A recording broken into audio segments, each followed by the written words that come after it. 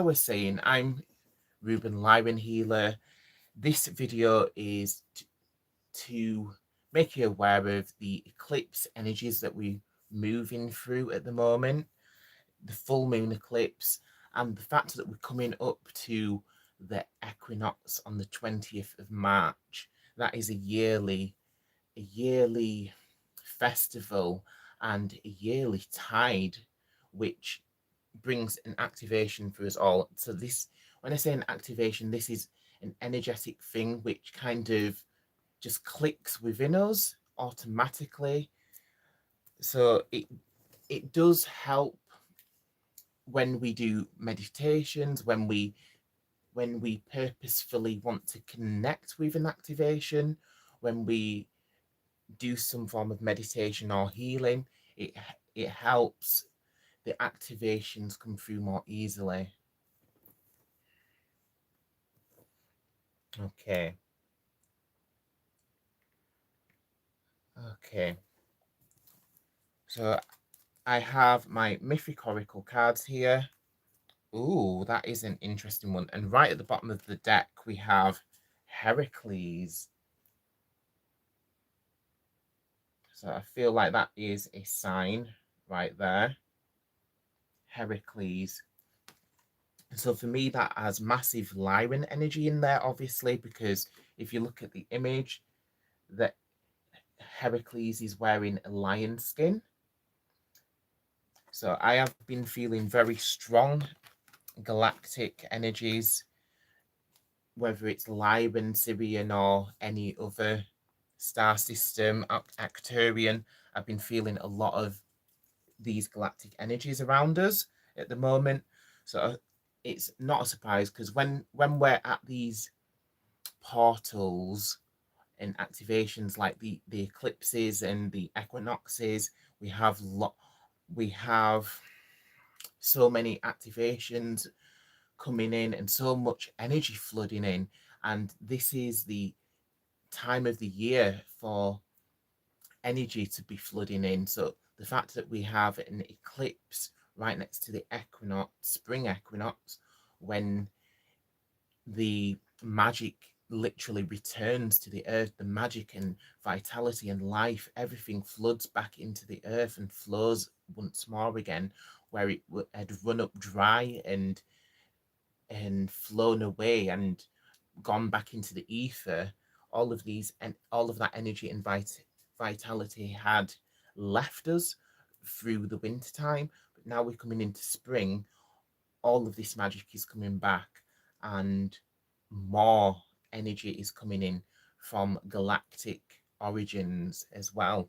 So we're getting a top up of energy, as well as the beautiful earth energy which is waking up. So there's lots of energy, and we the best time to integrate these energies is during these eclipses and equinoxes. So the fact that we're having both within the space of a week or so, that is a very good sign that we're going to be going through a lot of activations and energetic changes. And so what is interesting, like literally, I went to a sound bath yesterday, and so a sound bath is where you listen to like singing bowls and stuff like that. So it's nice sounds which are really calming and meditative. So I went to a sound bath yesterday. It started with a meditation. I think it was probably about 10-15 minute meditation, and I was out like a light. I completely missed the sound bath because I fell asleep.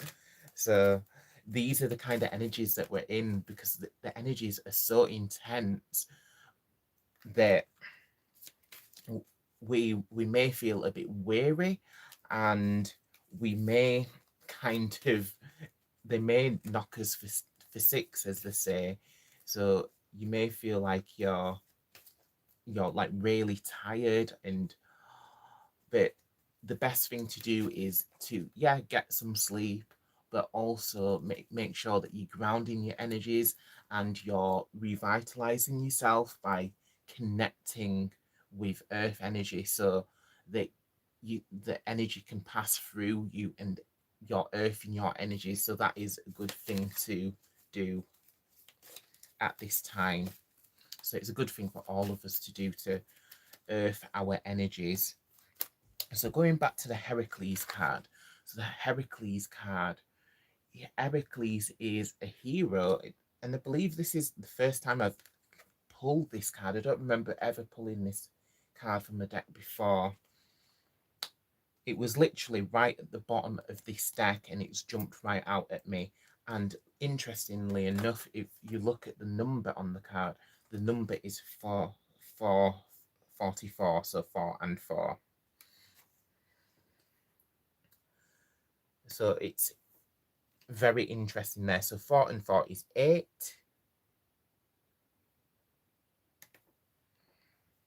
4 and 4 is 8.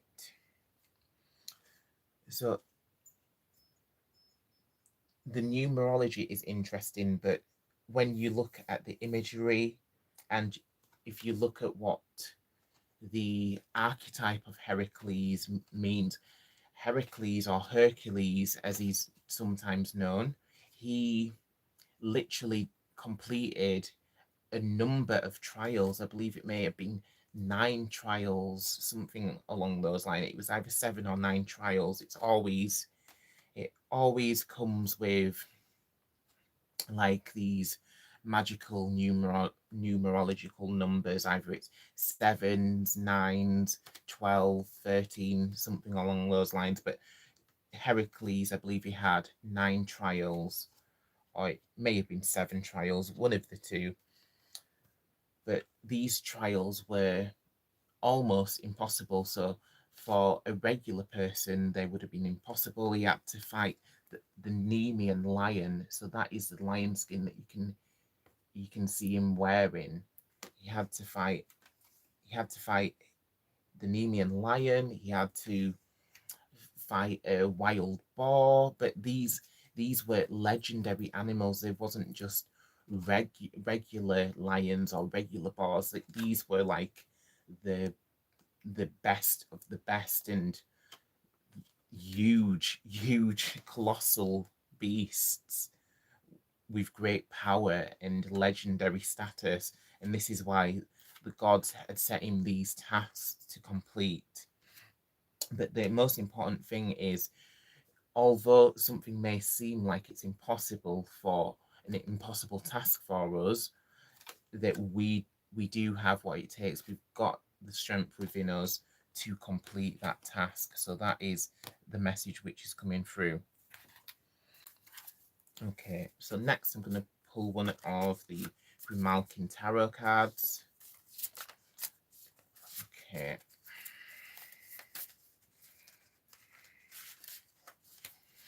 So tarot is always useful in a reading, because where the oracle cards, they can be kind of vague sometimes, but tarot is often right to the point. So let's see what Spirit has got to share for us. So what do we need to know about this, about how we can navigate this magical time? Ooh, okay. So this is the card that which has come through. So we have, this is the Devil card.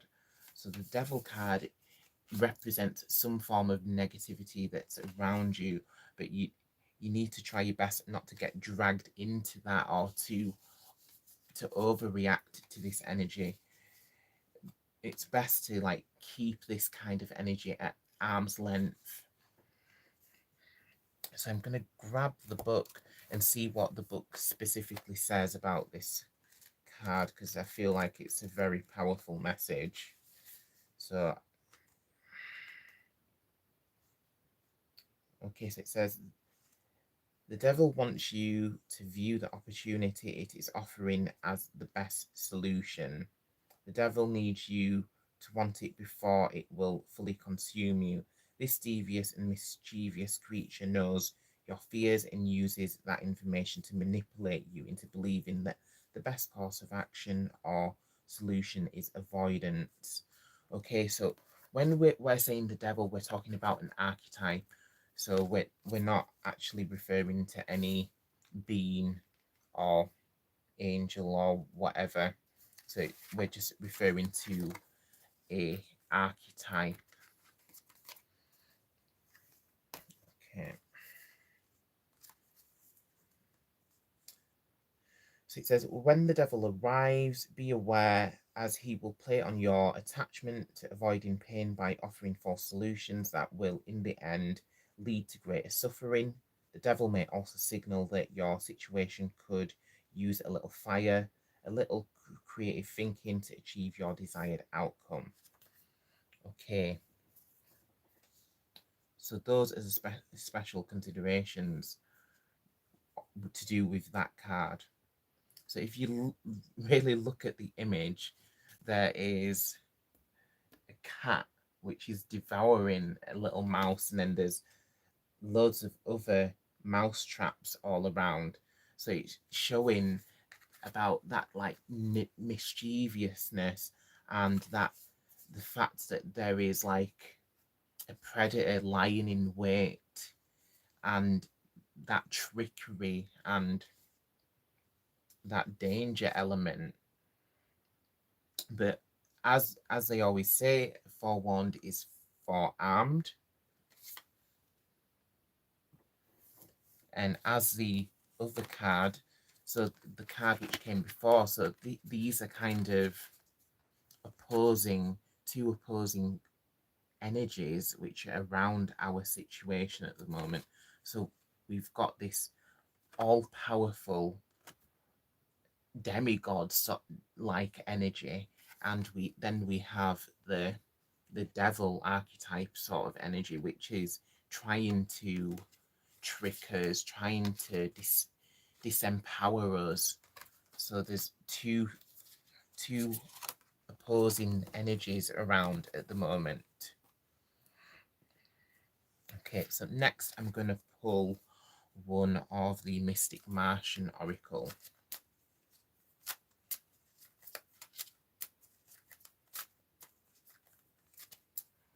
Pink Chandelier says, can you say hi to me? You're so cool.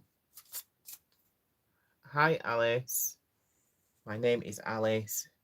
Hello, Alice. Thank you for watching, and I hope you find this interesting. So let's see what other messages we've got to come through here. Okay, Venusians. Okay, so we've got a lot of different elements. So I feel like there's so many layers around these energies that are surrounding us. There's so many layers. So there was the Devil card, which the Devil card can also represent an unbreakable bond or a relationship which is kind of codependent and doesn't serve as well. But on the other end of the card, or on the other end of the spectrum, we then have this card, which is the Venusians. So this is showing or representing that we have Venusian energy flooding in. So the Venusians, they're all about romance. They're all to do with soulmates, empathy.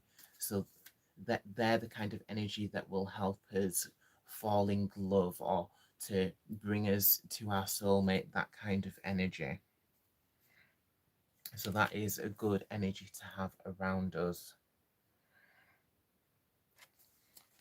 So far we've kind of got some trickster energy around us, or around this big energy portal in the lead up to the equinox, following the eclipse that we've just had. So there's trickster energy, there is Lyran energy, there's Venusian energy. So these are all kind of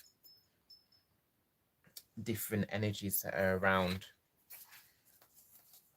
but they're all kind of embedded in our journey to the equinox.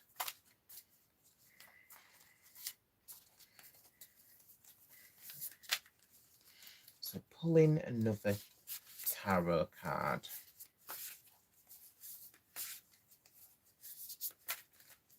Okay.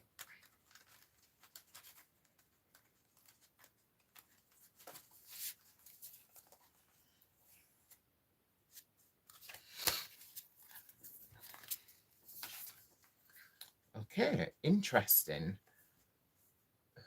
So it's funny, we keep on getting like opposites, and so the next card that we've got, this is two of the major arcana. So I've pulled two tarot cards, and both of them are from the major arcana. So that means they're both like very powerful messages, and they're important cards. So the cards that cannot be overlooked. So we had the Trickster Devil card, and now we have the Hierophant card. So the Hierophant represents tradition and kind of following old traditions, and kind of like falling into the way of life of my father has done this, so this is what I'm gonna do. Like my grandfather has like prepared this, so it's kind of not straying from the path which your ancestors or parents have laid out for you.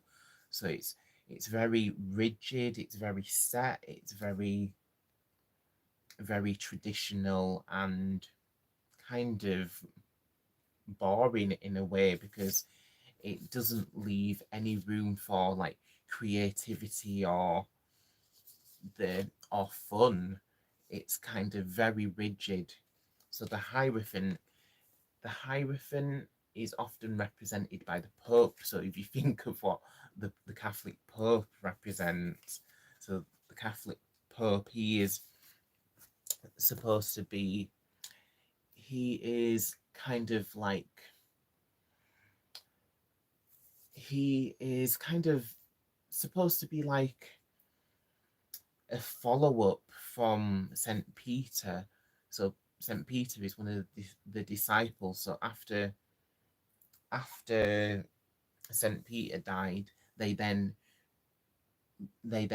brought in this system of popes so that they could rule the church. So this is what we're talking about. So if you look at the pope system, that is like a very old system, and it's one that keeps, the wheel keeps on grinding on that system. It's endless, and it's very set in its ways. Like nothing changes really, nothing big really changes when it comes to it. So we're talking about them sorts of energies. So if you think about like really very strong traditions which may be affecting us or ruling our lives, that's the sort of energy which is represented by that card. So I'm going to grab the book to see if there's anything else to add with that, seeing as it's one of the main cards. Hierophant, there it is. So it says, the Hierophant may also appear as a reminder for you to attain a connection to something bigger than yourself, and to join with others who you can learn and grow with. When the Hierophant appears, you may want to consider if you're allowing your beliefs from your past to impact the decisions you make today. Are they helping or holding you back? Depending on your current situation, you may benefit from taking a tried and true approach. No need to reinvent the wheel. So that is kind of the basic message with that card. Okay. So two very opposing tarot cards there. Okay, let's go with another mythic oracle card.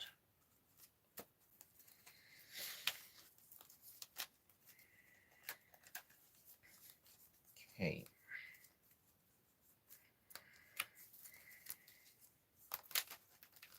Let's go with this one.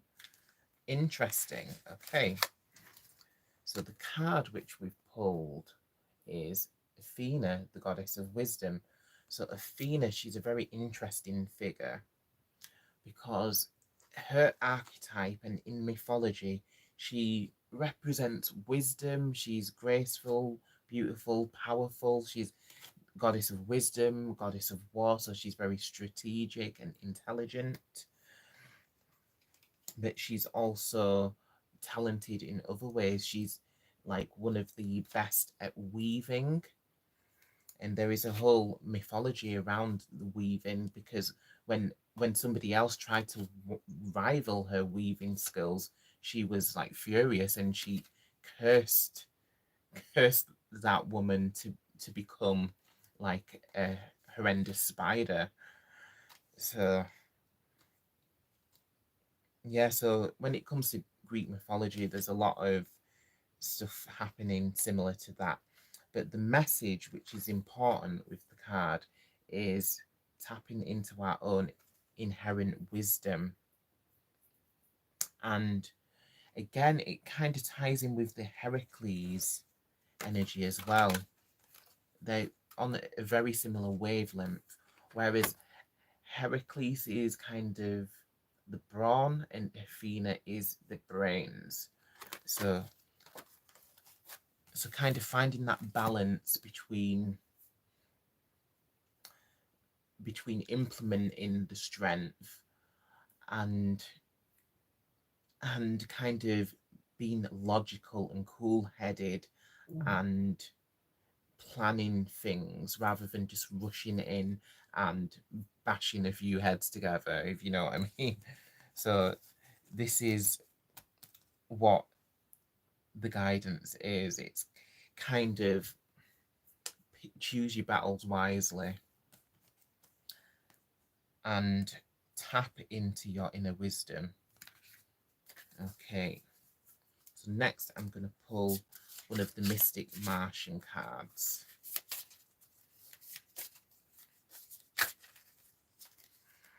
So Mystic Martian cards, again, these deal with the galactic energies.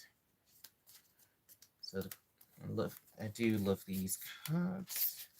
So let's go with this one. Ooh, interesting. So the energy which has come through is fire.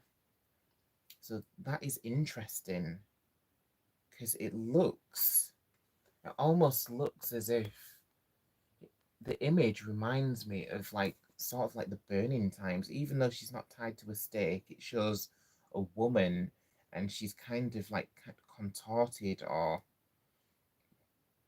something. It looks like she's like leaning back, bending back, but it kind of looks kind of contorted.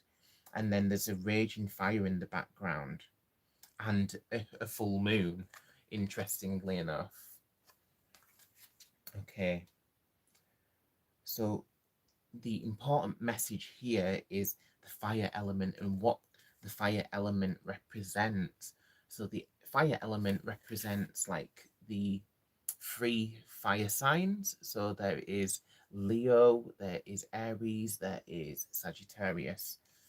So there may be an indication that one of those zodiac signs are important, or they may kind of help assimilate you with the equinox and eclipse energies. It also says warrior, passion, and fearlessness. Okay, so that they're the vibes which the element of fire brings. So this is what is around us: fearlessness, passion, and warrior, like being a warrior. So it's very, very fierce energy, fierce and fiery. So that does sound about right because we have the trickster energy over there. We have Hierophant, We've got Athena energy. Athena and Heracles, they are both very fearless and fiery and fierce. So yeah, definitely resonating with that card. So I'm going to actually pull the book to see what else it's referring to in there, because there may be some other nuggets of information that are important for us in this. So some of the key words related to the card are action, dynamism, drive, daring, feisty, vigor, warrior, appetite, gut instincts, zealous, initiative. So zealous, that is kind of tying in with the Hierophant as well. Initiative, heat, the sun, solar plexus, chakra, summer solstice, leadership, determination, motivation, vitality. Okay.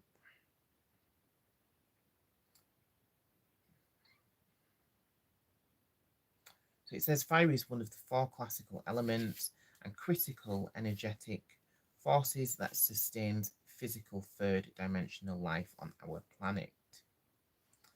And interestingly enough, it mentions Prometheus as a fire deity, because of course Prometheus,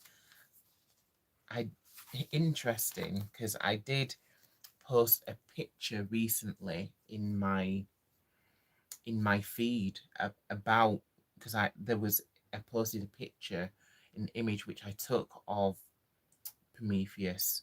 So Prometheus is like the father of humankind, and he literally gave fire to humans so that humans would thrive and not die.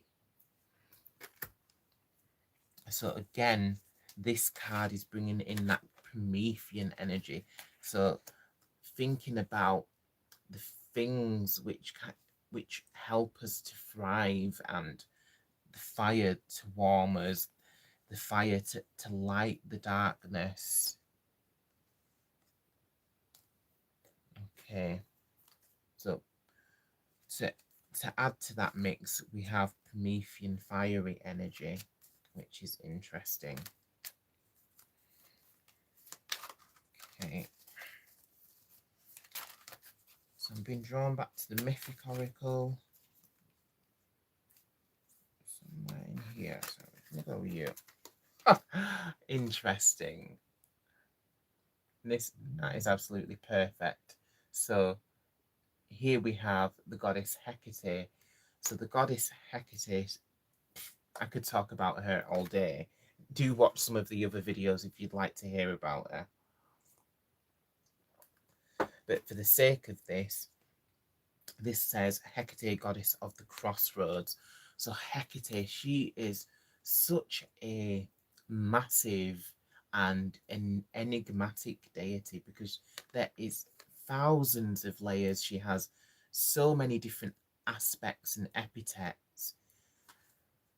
So it looks like this card is kind of zoning in on the crossroad aspect. So this is saying to us that there may be numerous paths which we can take, and if you call upon goddess Hecate, she will help you to follow the correct path.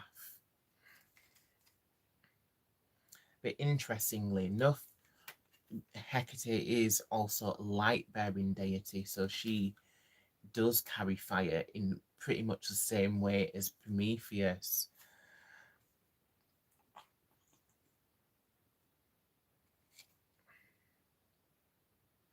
But if you're feeling drawn to Hecate, just look her up, or check out some of the other videos that I have, because Hecate, she is a truly powerful deity, and she really works with you, and she really looks after us.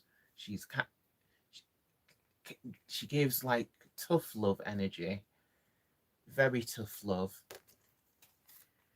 because she's not a deity to be messed with. So definitely don't disrespect her in any way, but also don't feel like she's unapproachable, because she is very approachable, and she's got so many different aspects. So you, you may want to, if you kind of, it depends, if you'd like to call on Hecate, not for a specific reason, but you just feel drawn to her, then maybe see what kind of elements you are drawn to. If you're drawn more to earth energy, then you'd connect with her chthonic chthonic aspects, so her aspects which relate to under the earth and growing vegetation, all of that. If you're connected with the element of water, or you have strong ties to water, then you may want to connect with the aspect of her which is Hecate Ionalia, where she's the goddess of the sea. So she has so many different aspects, so you can connect to her however you please, really. She's such a vast deity, so you can come towards her from many different angles. That is very interesting. So the next card which I've pulled out is Hebe, and this is representing play. So this is kind of reminding us about our inner child. So it's reminding us, as we go through these activations, we kind of need to lean into our inner child and lean into that creative and imaginative energy, because as we go through life, we kind of lose that spark, we lose that imagination, we lose that wonder. And if we want to be our best selves, we've kind of got to bring that back, and it will come back, because the activations that we receive, they will instigate this. So it's just being open to that activation, and open to like befriending your inner child again, being creative, being imaginative, being fun, playing. So even if you're quite a serious person, you still need to make a little bit of time for playing, or for things which are fun. So whether it's doing a bit of dancing, whether it's singing some silly songs, or anything really, just anything which kind of reminds you of your inner child or your younger self. So if you look at the image, it shows Hebe. She's kind of playing with like some fireflies and butterflies. They're kind of flying around her, and butterflies, they're a powerful symbol for transformation and kind of enlightenment and awakening as well. So there's so much in there. Okay, so I'm going to pull one more tarot card, and we'll see where that's leading us.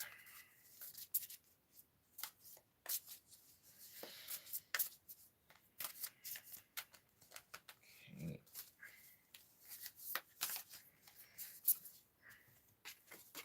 Interesting. So this is the card which we've pulled.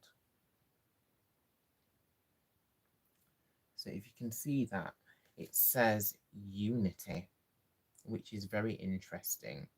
So if you think of what the word unity means, unity is all about oneness and coming together and realizing that we are all one, that we're not all separate entities, that we are all connected, that everything in existence is interconnected. This is what this is representing. But to get the fuller message from this, I'm going to read it from the book. I'll read some of it from the book, see what the really nuggets, the real nuggets of information regarding this are. So when unity arrives, look for relationships that create a sense of wholeness, where you are free to be as you are, your true self. Interesting, as we was just talking about the inner child. Perfectly imperfect. When we are in a supportive group, we can act without fear of judgment or criticism. When you are surrounded by those who love and accept you, even when you are not showing your best side, or maybe say the less than appropriate thing aloud, a channel of trust is formed.